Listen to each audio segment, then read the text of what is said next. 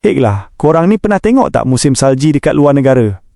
Memang best tengok putih je merata, tapi kalau kat jalan raya, amboi, boleh buat jantung berdegup kencang sebab jalan jadi licin macam gelanggang ais.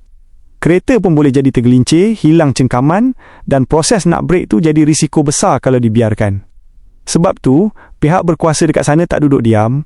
Mereka siap tabur garam atau bahan kimia pencair ais dekat atas jalan raya secara manual atau guna lori khas. Sebenarnya, garam macam natrium klorida ni bukan suka diletak, tapi dia bekerja untuk menurunkan titik beku air.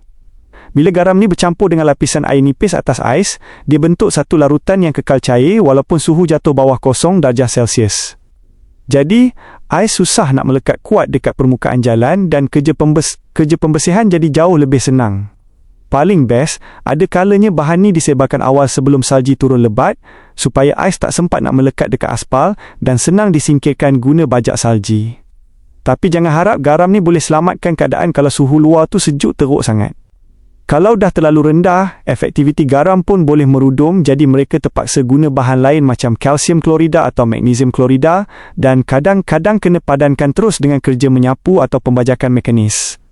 Jadi, lain kali kalau nampak abang polis atau petugas tabung sebut putih kat jalan bersalji tu, bukan mereka tengah buat kenduri, tapi mereka tengah sedaya upaya elakkan korang daripada tergelincir supaya lalu lintas musim dingin tetap selamat. Korang rasa kalau Malaysia tiba-tiba turun salji macam ni, korang nak buat apa dulu?